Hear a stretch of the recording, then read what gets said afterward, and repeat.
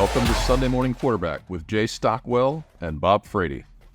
Andrew Bundermann, distinguished member of the American Army. Welcome to a military week on the Sunday Morning Quarterback. We really appreciate you being here. For those that don't know, Andrew is an American war hero, decorated by the president himself with the Distinguished Service Cross for the Battle of Kamdesh in 2009. And we will get to all that. However, we have some more pressing matters that we need to discuss with Andrew, given that he is both a Minnesota Golden Gopher and a deep Vikings fan. And two pretty unprecedented things happened last night. The Gophers lost to Northwestern, blew a huge lead. And then the Vikings have started out 0-3 and just lost to the LA Chargers this afternoon. So he's feeling like a little bit like a guy that lives in Denver, who lost both the Colorado game and the Miami game to Dolphins 70-20 this afternoon. So Andrew, you've got some explaining to do. What's going on with Minnesota teams? First off, thanks for having me. I appreciate it. This is my first time on a Nebraska football podcast. So, I did try to brush up on at least a... Let's go. Yeah, it's a welcoming community. Hopefully it's a welcoming community. But so thanks for having me. But yeah, it was brutal. So I turned off the Gopher game shortly after, probably midway through the third. They were up 31 to 10, maybe somewhere in that range when I turned it off. Right. And I thought it was over. And apparently we decided to play a fourth quarter of trestle ball, and it just went downhill relatively quickly on the back half. And I got a notification on my phone that game was over and we lost. So I was highly disappointed. I'd love to give you a commentary on what happened in the fourth quarter, but I didn't actually watch it because I thought we'd had it wrapped up. Extinguish Did you have to extinguish the victory cigar? Like, oh man, sorry. I mean, sadly, I don't know if you guys watched any of that game, but if you look at the stands at Northwestern, they decided to go out onto the field after the game, apparently. But when I turned it off, there couldn't have been more than 400 or 500 people in the stands. Wow. I mean, I can't believe we lost that football game. I say we, I had some, part in it, but obviously I didn't have a lot to do with it, but very, very disappointing loss. I think that's all a tough I one. can say is, given our experience with Minnesota fans, serves you right, you jerks. Yeah, I mean, I'm sorry you had the rough experience here up in the Twin Cities, but that's a tough loss. It was Stockwell. What's going on with the Vikings? What is going on with the Vikings, man? What? I mean, 0-3. 0-3 is tough, right? I mean, I don't, I'd love to break it down, but the first two games, you just gave away the football, right? You can't turn the ball over 7 times and expect to win. I think that's the biggest thing. Today, it just looked like the Chargers were trying to charger it up and give us the game. And the Vikings said, no, you guys should win this one. I mean, the last 10 minutes of that game was an opportunity for Minnesota to have it. And they just said, we would really prefer to lose, go 0-3, and have the fans be really frustrated for the next 7 days. I would say it's a great opportunity to take care of Carolina next week, but at this pace, who knows what'll happen. Is this the Caleb Williams lottery? Is that what they're trying to do here? I don't think we're quite that bad enough when you look at the Bears, man. I don't think we can. I don't think we can go low enough when you watch that team. So I think, who's number 2? Yeah, I don't know. We'll see. We'll see. Well, now it's the Vikings. So here's the thing. No, I mean, who's the number 2? The number 2 quarterback. The guy from North Carolina, May, I think it's. Oh, he's May. Yeah, he was pretty good. He ripped up the Gophers last week. Yeah, there you go. So he's already familiar with the state. Here's the thing. Next year's class has a bunch of great quarterbacks. Both of you two listen up for a second. Here's why Tom Brady never did TV commercials during the season. Because the guys who were doing the TV commercials all season, they're having terrible seasons so far. It's like, you never saw Tom Brady on a commercial. He's focused on his craft. These guys are like, look at me. I'm repping this. I'm repping this. I'm repping this. Focus on your craft. Plenty of time for that when you're retired, after you divorce the supermodel. Plenty of time for advertising after that. So, yeah, Kirk Cousins is all over. I think you strike with the iron's hot. And dressing up It's like, no. But now the iron's cold. That's what you get for advertising in the offseason. Sorry, fellas. Focus. All right. So we got just one more thing to talk about before we get to Nebraska. I think Dan Lanning, the head coach of Oregon, is my new favorite coach. Did you see the pregame video where he said the following? We are rooted in substance, not flash. The Cinderella story is over, men. They're playing for clicks. We're playing for wins. Okay, hey, listen. This game isn't going to be played in Hollywood. It's going to be played on grass. Oh my God! What a great! If Coach Dion was the coach of Nebraska and came out 3-0, you'd be like, he's just really confident, man. He's a confident guy. Yeah, we had that day. It's like, leave him alone. They got that. They got their. We got our own problems. Let them worry about them. But that wasn't about. It's not about Coach Prime, right? I mean, I think Dan Lanning, and I'm not going to say I loved the speech. I thought it was cool. I think it was a way to be aggressive and frontal and talk to the team, but at the same time, not. I think make it. I think it was a way to do it around a team focus as opposed to the personal focus the week before that might have been a little bit more agitating to the teams, right? I thought it was great. So if we use the transitive properties, since Colorado beat Nebraska by, what was it, 24, and they lost to Oregon by 36, does that mean that Oregon would beat Nebraska by 84 points? Now, come on, Bob. You're on a Nebraska podcast here. I know. I'm using transitive properties here. I just don't want to make sure I got the math right. It depends on how much they rush the ball. If you can find an opponent that only tries to run the football, you guys would probably be pretty good. Oh yeah. Well, exactly, right? Because we've never given up. We've never given up more than 46 yards, which leads into the game. So the Huskers won their second game, 28-14 versus Louisiana Tech. I think, Bob, we did a pretty good job kind of calling it. We said 35-7. It was 28-14. It was freakish. Two touchdowns. It was 28-7. And then they had that lightning strike, and I was like, Stockwell said 35-7. This is going to land on 35-7, and I'm going to have to hear about it for the next week. I'm pretty good. It's 35-7 the entire time. So I'm not happy that it's not 35-7, but you got the total right, which is good. So we said Nebraska would win with a stout defense, another gritty performance by Heinrich Haarberg, and despite a depleted running back room, we were going to be just fine. And they end up putting up, I'll give you the stats here for a second, 312 yards rushing. And to your point, Andrew, held the opponent to just 46 yards rushing. That's the highest total for 4 games. So Nebraska ranks number 3 in rushing defense in the all of FBS. So really, really gritty defensive performance. Heinrich Haarberg. I can't imagine. I don't know if you guys notice it. When he runs the ball, he's holding that ball. He's never gonna fumble because he runs the ball high and tight and just tucked in really hard. He's the fastest guy on the field. Have you noticed AJ? Have you noticed that when he runs the ball, he looks just like Forrest Gump? He runs the ball like Forrest Gump. I thought he was going to run out of the end of the stadium, like run across America and with the smiley face or something. It's like, where's he going? He's running. Forrest, run!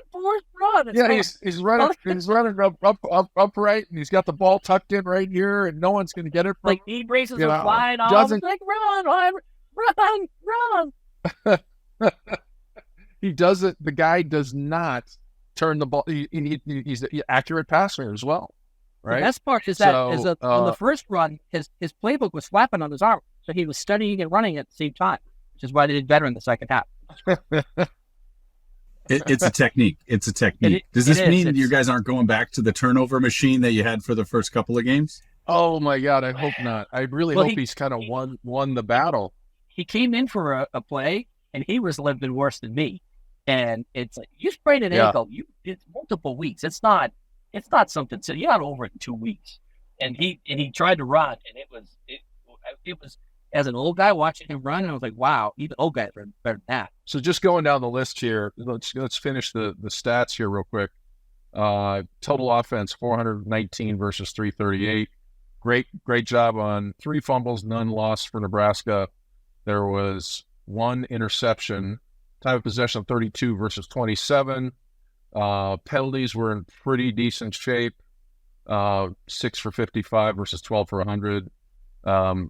So 87,115 in attendance. So really kind of a solid game. You're right. There was the lightning delay, and they came out a little bit flat after that. They decided to play just Chubba Purdy after that, just to give him some reps. But the game was pretty much in hand at that point. Finished up 28-14. I think Nebraska has an issue that for them to be successful and get a bowl this year, they have to do one thing, and that's run the football. And Satterfield, their offensive coordinator, seems resistant to that idea. Until people stop them running the football for 200-plus yards a game, they need to continue to run the football. Now, that may come to fruit, against Michigan. Who knows? But running the football is just like farming, which is why people from Nebraska like it so much. It's like you just got to pound the ground, pound the ground, pound it, and you'll eventually have success. And all this fancy stuff just gets them into trouble. So it's like you run, and then you throw short passes that hopefully turn into long passes because the safeties are rolled up. But that's just me. What do I know? I'm a fan. I just vote with my head, or my heart, not with my head. I think Heinrich is very accurate, though. So I think to open up the run even further, a little bit of play action, a little bit of short passes to the flats. And I think he hasn't pitched it yet. He's running an option, and he hasn't ever pitched it, right? Not once. Yeah. And all the sports writers in Nebraska were the option is run to the end zone, right?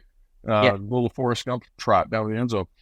All the sports writers in Nebraska this weekend were talking about, just comparisons. They had a Hall of Fame thing, and Taylor Martinez was in town. And so they went back and compared Heinrich Haarberg all the way back to Eric Crouch, Scott Frost, Jamal Lord, all the running quarterbacks in our history. And I think this kid is special. I mean, and 6'5", 215, fastest guy on the team. So I think there's a bit of a dilemma. I'm going to be really upset if we go back to your point, Andrew, the turnover machine of Jeff Sims. We called this out in our first podcast. He came from Georgia Tech with 31 turnovers, most in FBS. Had thrown 25 interceptions in 23 games. So I like this step forward for Nebraska. I think the evolution of the team, the beginning of the Matt Rule era, is on its way. And I think the preseason predictions of both Bob and I, Bob had them 8-4 for the season, and I had them at 7-5. Look pretty good right now. And so is this Haarberg young man? Is he a portal guy, or did you guys recruit him out of high school? He's from Nebraska. Played for okay. Kearney Catholic. Oh, Nebraska man. scholarship quarterback. Yeah. Since Chip Crouch, right? Like in years. Even more fun. Fun. So, Bob, any other final observations about the game? I was pretty impressed. On both sides of the ball, special teams look good. Who else had a touchdown? Good solid win. Oh, your boy Fedoni. Yeah, that's right. Fedoni. And again, I thought that was a very accurate pass. Good play call. And yeah, he's going to be good. He's another 6'4". I'm still mad we lost to Minnesota. I mean, I know I have to let it go at some point, but come on. Fumble that you should game be. away. You guys gave us you gave us the game in the last 5 minutes of the fourth quarter. You had it. You returned the favor yesterday. Like, is this like one of those gifts that you just keep regifting to other teams? It's like, okay, we regifted this to you. You gave it to Northwestern. Now Northwestern's going to give it to like Austin P or something like that.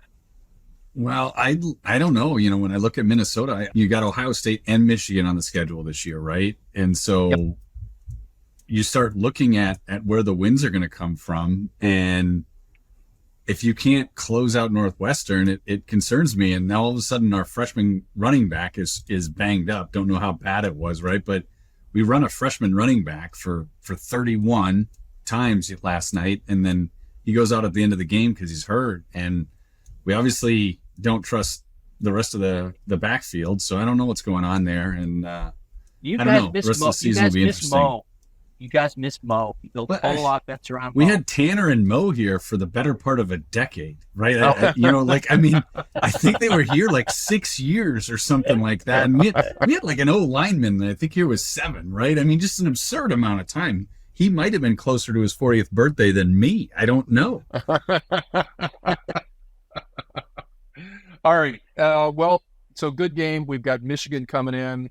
We'll do a prediction pod on Wednesday, Bob. I'm actually feeling like it could be a decent game. I still think Michigan will win. Their defense is a lot better than anything that we've seen, but I do think that we can run the ball and maybe eat some clock and keep it somewhat close. By the way, we'll leave that. You know who was susceptible to the run is USC. I attended the USC Arizona State game last night because my daughter goes to ASU and it was Parents' Weekend. Some team is just going to pound the ball on those guys. Talk about an undisciplined football team. So they're a paper tiger. They're going to go down. Washington or Oregon, whoever wins that game will win the Pac-12, and whoever wins the Pac-12 will win the CFB playoff. Nobody else is close. The other team, the SEC is weak this year. The Big Ten's not that strong. The Pac-12 is like going out with a vengeance tour. That is a bold September statement right there. That is a very bold September statement. Most of my statements are bold in September because that way they can either age magnificently or they can die on the vine. Either way, I'm fine. Hey, Bob, is Caleb Williams as good as he looks? Is he like just the man? I know he's Heisman Trophy winner last year. He's better than that, huh? Yeah. Wow. Yeah. He has incredible vision. He can throw on the run. He's wonderful. He's like Shedeur Stevens. I mean, Sanders. Shedeur Sanders. I always say the wrong name. So I gotta like write stuff down. He's like, if you put a Sanders on top of a Sanders, that would be Caleb Williams. He's that good. Wow. I'll tell you who looked good last night. Bo Nix from, I think he was like 28 for 33, 276 yards through like a 176 passer rating. Yep. They looked like they were just playing catch. Yeah, so they have wonderful, they do a great job of recruiting. I mean, when you got Nike right there, you know, the NIL money's pretty good. So, right. You know, they're doing some good things up in Oregon and have been for a while.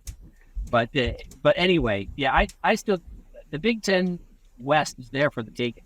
So whoever manages to rally and get a decent offense, good defense going for the rest of the season still has a chance to win the whole thing. It's the Big Ten West is awful. I think is what the words you were actually going for right now. They're playing bad.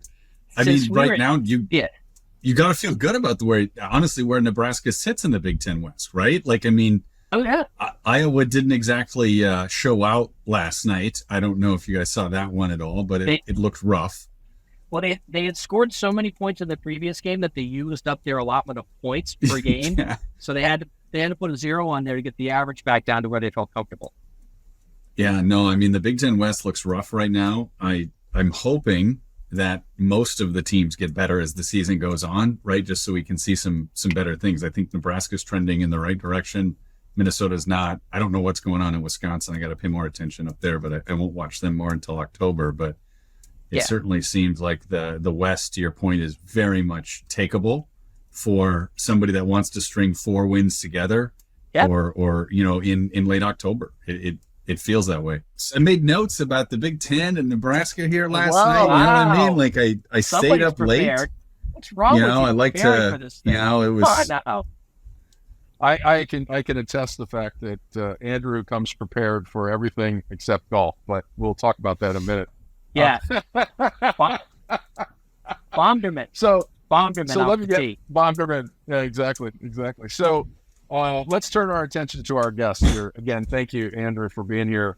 3 weeks ago for the Minnesota game, we held an event at the Edina Country Club in support of the Nebraska Business School, and Andrew was the guest speaker, and he absolutely blew away this audience. And I'm just going to show you a little picture here that they sent me, Andrew. They put the picture on metal and framed it, and then told a little story on the back about the event. Very nice. Which is really neat. That is good. But let me just try to fill in the blanks for everybody here a little bit. So how I discovered Andrew, I don't know how COVID went for everybody else, but for me it was war movies and bourbon.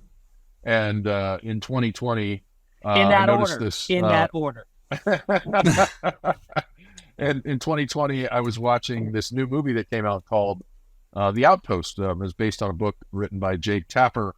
and I'm watching it. It's based on a true story, the Battle of Kamdesh, the most decorated battle since World War II. And in watching it, I noticed this guy with a Minnesota hat, and I was like, well, this is a true story. This has to be real. And so, lo and behold, I look Andrew up on LinkedIn, and sure enough, he lives right here in Minneapolis. And I connect with him on LinkedIn, send him an email, and invite him over to play golf. And then we played golf, and I asked him about 500 questions about the battle over 18 holes. I should remind everyone that I won that match by one shot. Indeed, that is true. That is true. Since then, Andrew has been. We've memorialized that into a tournament that we call the Bundermann Open, and we've been playing it every year. And we've invited our friend Randall McDaniel to play with us, and we'll talk more about that in a second. But let me just read, if I can, and I hate to do this to you, Andrew, because I know this is probably embarrassing for you to hear this, but I won't read the whole thing, but I just want to read a portion of your bio that would sort of put this in context for everybody. During a tour of Afghanistan in 2009, then First Lieutenant Bundermann was awarded the Distinguished Service Cross by the President of the United States for extraordinary heroism while engaged in an action against an enemy of the United States while serving as acting commander of Bravo Troop, 3rd Squadron, 61st Cavalry Regiment, 4th Brigade Combat Team, and the 4th Infantry Division. So in that battle, there are two living Medal of Honor winners. The Distinguished Service Cross, which Andrew was awarded, and it was a horrific battle. And as Andrew told the team assembled in the Nebraska event, they were in what he called a kinetic battle for 35 days. And then ultimately, the Taliban attacked with 400 plus, and correct these numbers if I have them wrong, and they were on an outpost with just 53 people. And what I thought the movie got extraordinarily right is the camaraderie that exists, and it's different than everybody would think in a real military unit. It's a little bit of sophomoric, it's a little bit fraternal, it's a little bit, quite a bit of jocularity, a little bit of humor, and I think they did a pretty good job of capturing that in the movie. And so over the last 3 years, we've been running the Bundermann Open for 3 years now. We've gotten to know Andrew quite well. Bob and I actually played Andrew and Randall this year in the Bundermann Open, and I think they both left with a little less money than they came with. I got 30 big ones. Yes. 30. But Andrew, just for, I know this is maybe a little awkward on a football podcast, but you talked about a couple of things in this thing that were really, I think, really hit the audience. The notion of the importance of winning in a war setting, and then at the end, I'd like you to talk about your thoughts on how we left Afghanistan, and because I know you have a very unique take on that. So thank you for coming. Sorry for that long preamble, but if you could just share a little bit about that experience, and what it meant to you and the people that you went through it with. Yeah, no. Hang on one second. The intro is good. Hang on one second, Andrew. We're not going to call that a preamble anymore. We're just going to call it an amble. Because Stockwell starts here, kind of ambles around a little bit, circles around. So thank you for that amble, Jay Stockwell. Over to you. Yeah, I mean, that's tough to follow that portion of it. Well done there, but yeah, no, it was good. So there was, Ty Carter and then Clint Romeshay are the living Medal of Honor recipients. Good dudes, and I've had the opportunity to continue to stay in touch with those guys over the years. And then Gallegos also was awarded a DSC posthumously as well. So had the opportunity to serve with some great folks. You hit on a couple of things in there that I always been. One, the opportunity to serve with a lot of great people. What is best described sometimes is sophomoric and fraternal, and some of those big words you use, Jay, I think is really just a special type of relationship that you have, and you don't get in many other places. And I know I watched a couple other podcasts, and you fly the little plane around in front of the screen sometimes, right? But I'm sure you still have relationships with some of those people you spent a lot of time with, and it's just a different kind of relationship, right? And a friendship that's just very, very different. And in some ways, sports is like, I don't want to compare the two, right? Because I'm not, but sports has a similar type of an atmosphere where people connect with each other in different types of ways, right? Been lucky enough to go off into some business communities, and you build bonds and relationships and friendships with folks, but it's a different type of transactional relationship than what you tend to see. And so it's just a really special relationship, and I'm glad that came through in the movie, right? I hope people take that away as something that is out there. And is it because you don't have to be overly concerned about people's feelings? Spit it out there. I don't think it's about feelings. I think it's a comfort level with people, and knowing that the individual you're with always will put you before themselves, right? Like, that's right. And that's a different type of, and so like you feel very open and willing to communicate with that individual, whether it's, to your point, not necessarily caring about feelings, but it's because of the way that how they think about you. Even when they're as mad as they could possibly be at you, they would still do anything for you, right? Like they could hate you and they would still do anything for you. And so I think that allows you to have a communication style that's very, very different than what most people experience in their everyday lives. I went to 29 Palms one time and I did a show there. And we were talking to some of the guys who had served over in the Middle East. And they told us a story about a guy who wasn't necessarily that well liked, but someone threw a grenade into their hole and he jumped on it and ended up passing away because he put his teammates ahead of himself and just sacrificed himself to save the team. And I never really thought about it that way, which is a much different way. So apologies if you didn't flip, but that's a pretty powerful communication level with people, for sure.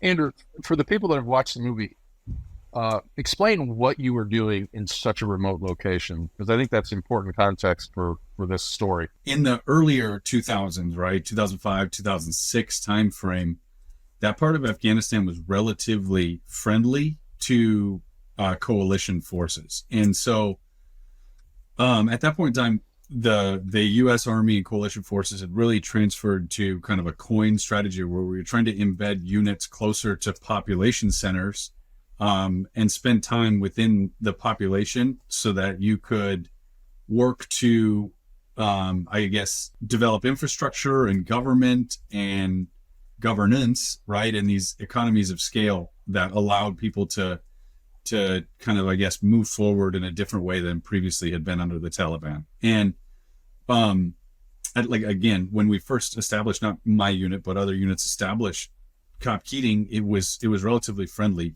And so it was put in it was an austere location. And at the time you could drive there on a very narrow road. It was still a very dangerous drive. I mean, we actually had soldiers who had perished previously because their vehicles rolled over down cliffs into rivers, etc., because it's hard to drive to. So it eventually became an air-centric location where we only came in on helicopters, but it was close to a couple of different villages, or walkable to a couple different villages. So that's why it was located there, even though it was at the base of a bunch of hills or foothills and mountains.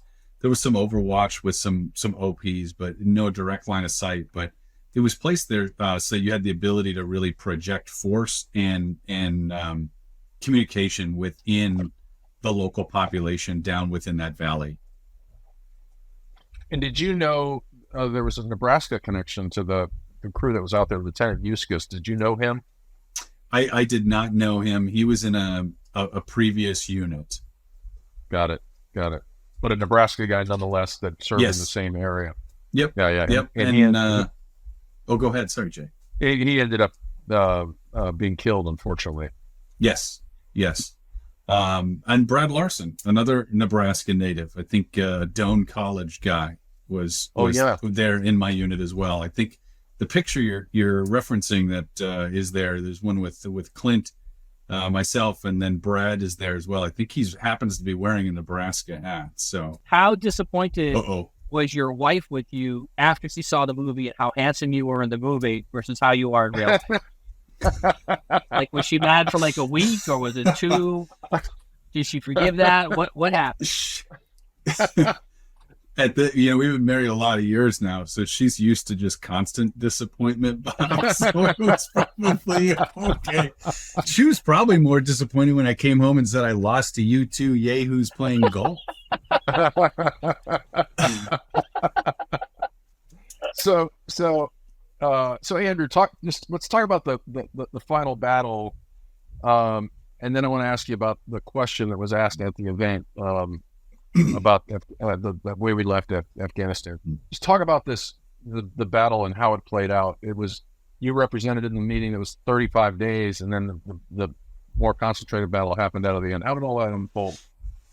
Yeah, so try to add a little detail. So we had, over the course of that summer, I described it as a kinetic battlefield, meaning you're in, direct fire, indirect fire. You're actively engaging the enemy with some layer of fire on a given day.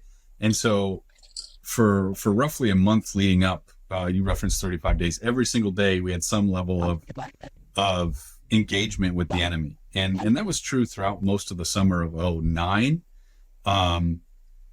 And then on October 3rd, obviously it was a different type of a situation. Yeah. So the unit of 53 engaged by roughly 400 Taliban forces. We spent the day both at Cop Keating and OP Fritchie, working to defend that ground and then counterattack and go through all the activities that happen on that. But very much a multifaceted engagement, right? So really, when you break down ground combat, a lot of it comes down to who has the ability to shoot, to move, and to communicate better. And usually, if you do those 3 things better than the enemy, you're going to win the day.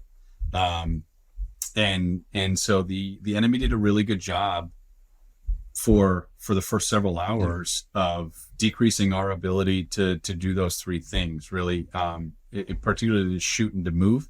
We were able to communicate well still, but it took us a while to regain the freedom of maneuver, right? Like, we had RPGs, there was cruiser weapons, they had heavy weapon systems, indirect fire, and it really hindered our ability to use our indirect fires, our cruiser weapons, maneuver our forces.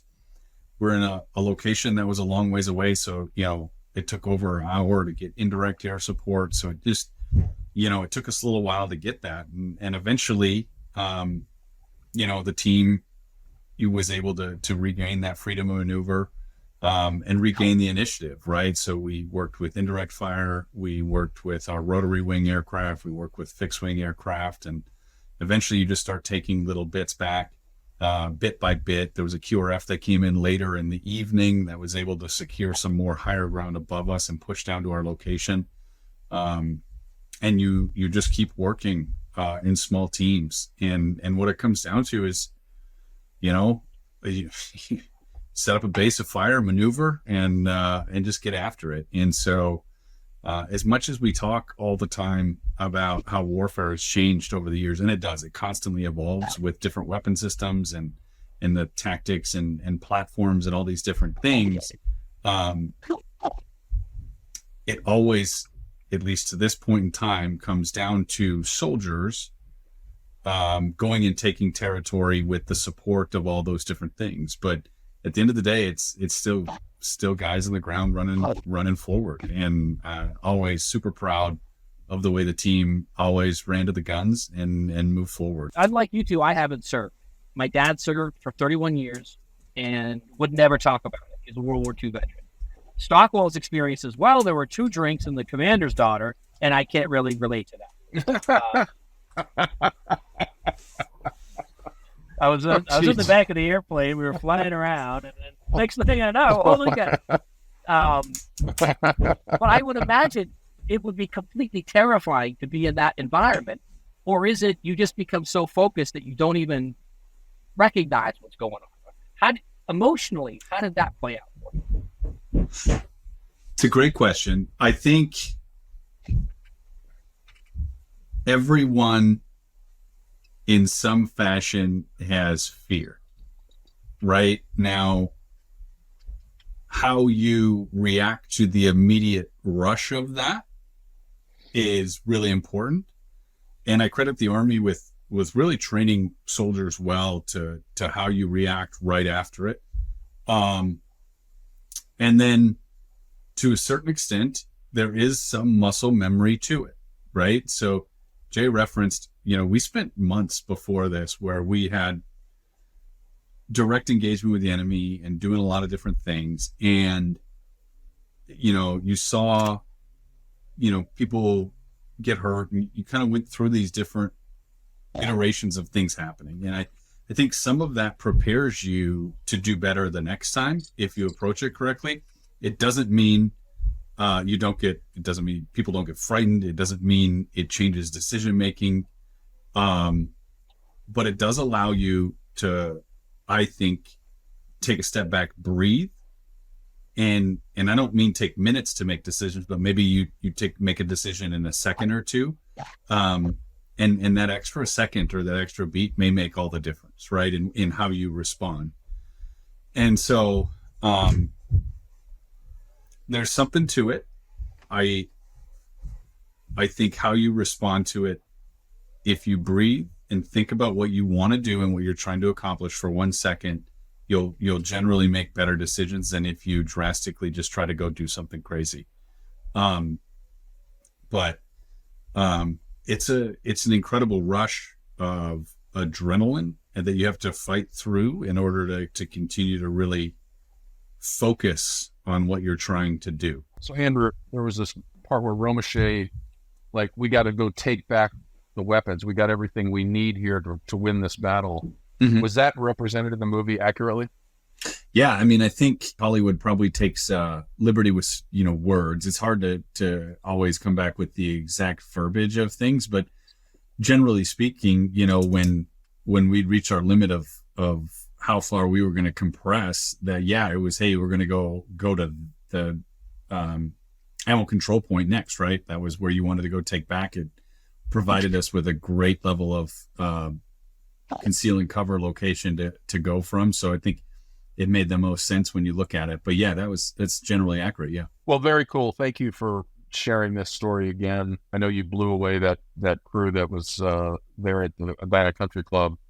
Everybody represented to me that it was just such a great event. But at the last question that was asked there was about your feelings about how the U.S. exited Afghanistan, and I thought your answer was pretty insightful and compelling. You want to just share that? Yeah. I mean, it's obviously disappointing when you see the exodus out of the airfield, right? That's hard to watch, right? A lot of people gave up a lot in Afghanistan. Now, I would challenge that most of us always knew eventually you're going to leave in some fashion, right? We're not there to become occupiers for long term. But I think if you look strategically across the globe, we keep numbers of forces in all parts of the world, right? In smaller amounts. And for the last few years in Afghanistan, we had a few thousand soldiers, and generally speaking, Force Pro, projecting a small presence, the ability really just to make sure the government had the capability to maintain control to a certain extent, whether it was everywhere or just a small portion. And I think what I struggle the most with, and I did a couple interviews afterward, and I think what I really struggle the most with is there's a whole generation of girls and young women in particular that had the opportunity to go to school and have jobs and do freely what they wanted to do, right? If you were born in 2004, you had 15, 16 years of the ability to go do whatever and live what we would consider for lack of better terms, a Western style, being able to make your own decisions. And I think we take for granted the fact that in the span of a week, all of a sudden, all of those human rights are gone now. And it's really disappointing to me that we couldn't figure out a better way to at least preserve a presence that allowed governance to make sure that we could enforce what I would consider basic rights for all citizens, right? And we should have done better in that regard. There's very few people, I think, that'd be like, yeah, we should have 100,000 soldiers there for eternity, right? Like, that's not a good way to do it. It's too expensive, but it's really disappointing now when you look at what's happening in Afghanistan, mass starvation across a lot of the population. Like, it's just really, really disappointing. And we could have done so much better, and we should expect so much better from our leaders. Like, this wasn't hard to see. All these young women who had experienced like a degree of freedom had it taken away from them literally overnight. And so the changes would have been drastic and dramatic in their lives. And another issue is I think we left a lot of people behind that helped the Army with the promise of, having a connection back to the U.S. at some point. And a lot of those folks got left behind in the way we left. Isn't that right? Yeah, certainly. I mean, I think the efforts continued. I think what's interesting is you look at all these organizations that have spent, that crazy 7, 10, 15 days when it became known that essentially the government was going to fail, right? It was imminent.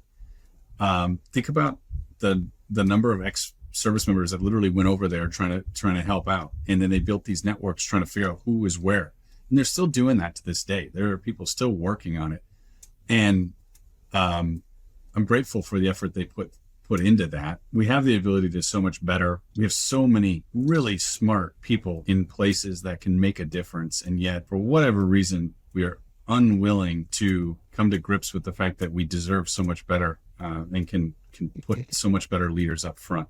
And that's across everywhere. It's just really disappointing. We can do better than what we've done. I know this is a football podcast, but I have to ask you, as a former military guy, watched what's going on in Afghanistan very, very closely. And when you were talking how battles are, come down to the fundamentals, the three fundamentals, that's literally what's going on there now. Do you see that ending in, are we looking at another forever war here? How do you see that unfolding based on your own experience? Sorry, where were you referencing? I'm sorry. Yeah, Ukraine. Sorry if I didn't make that clear. Right. Like, I don't know a lot about Ukraine. Obviously, I read what's in the news. It sounds like they make progress here and there. I can't really speak to how I think it'll go. I don't really know. I think it's important to articulate a U.S. policy of containment and strength and prosperity for people that want it. And so I do think it's important that we focus on supporting that in some fashion. I would love to see our leaders really come out with clear goals of what we expect and what we think we can provide and assist with that may allow for better success, right? I think sometimes it's, hey, we're going to do this, we're going to do that. And you could maybe provide some more clarity to the public that would allow them to be more supportive of what's happening. But I do think it's an opportunity to show where the free world stands. And I think that's important, and it should be. Yeah, I watch it very closely, and I look at sources for, coming directly from, experienced retired military officers that are watching this thing really, really closely, and it's just unclear. And it seems like support in Congress is kind of waning. Zelensky was in town for the UN, and they wouldn't give him another audience with Congress. But I also don't want to get in another forever war. And I don't know what the off ramps are in this one. It's just not clear to me how this works. And I think I think it's valid, right? Like, what is the end expectation? Where do we think we can get to? I do think it's also important to make sure we keep that line of, hey, we don't really want to get into a frontal conflict where we've got forces there, or at least in that regard. So to this point, I think they've done a good job in that aspect. I think, the American people have been extremely forthcoming with their money and resources. And I do hope, I guess I really hope that our leadership is looking at it and saying, hey, we need to reevaluate what our military industrial supply chain looks like, how fast we can make ammunition, how fast we can make long range missiles, how are we prepared? Because I don't necessarily think it's just about, we talk about, I reference shoot, moving, and communicate. That's what it's going to come down to. But, how do you overwhelm them with firepower? And if we don't have the ability to make more than everybody else, that's a problem. And right. We have great technology, but if you can't make a shit ton of it, it may not matter, right? So let's figure out that now and go make more stuff, right? Whether it's howitzers and ammunition and just straight up small arms and crew serves and all these things that you need to have on the shelf ready to go. I think if it's not a wake up call, people really should understand why it's not, because there are other folks. It's a dangerous world, and as much as we don't want it to be a dangerous world, it is. And you really want to have the ability to beat the hell out of the wolf at the door. And so we should be taking note. Well, I think that's an appropriate place to wrap it up. And I just want to say thank you for doing the Nebraska event. You've been so generous with your time. One of my favorite things of the year is the Bundermann Open and getting together with our buddy Randall McDaniel, who he's just a wonderful human being. He's the kindest individual ever, right? Such a wonderful person. Great dude. Yeah. And well, for those who don't know, he's a Hall of Fame lineman for the Vikings. And I met him at a golf tournament, and we were both talking about getting our knees replaced, and that's how we got to be in a discussion with him. And then we invited him to play golf. I didn't know. I was the only one in the room that didn't know who he was at that time. He's my age, Arizona State Sun Devil. Yep. Really, really good dude. And so we have an annual golf event with him every year now. So really enjoyable. And who does Minnesota have next week? The Illinois, if I remember correctly. But don't take that as gospel. I got to look at the schedule. And we've got Michigan. So the Big Ten season continues, and I think you outlined a really interesting race for the Big Ten West here. So you are welcome back here anytime, sir. And if any of your buddies make it to town, let me know. I'd love to have dinner with you guys. Yeah, and I was wrong. I was very wrong. It's Illinois, or sorry, it's Louisiana, not Illinois. So extremely off. So extremely off. Why are they playing a non-conference game now? Yeah, who knows? I'm sure we bought somebody out. I'm not sure.